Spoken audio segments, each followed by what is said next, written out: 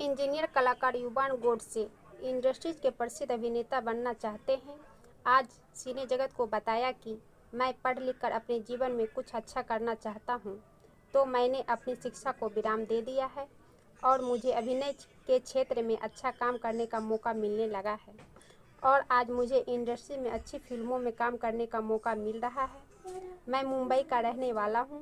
मैं अभिनेता के तौर पर फिल्म इंडस्ट्री में काम करता हूं। उन्होंने अपनी पृष्ठभूमि के बारे में बताया कि मेरे घर में माता पिता के अलावा मेरी एक बड़ी बहन भी है। मेरे पिता एक बिजनेसमैन हैं और माँ एक गृहिणी है।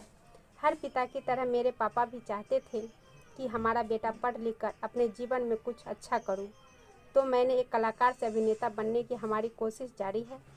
अभी तक मैंने music album, TV serial, short film और फिल्मों में काम किया है और मैं पूरी कोशिश करूंगा कि अभिनेता के तौर पर आप सबका भरपूर मनोरंजन करूं। धन्यवाद।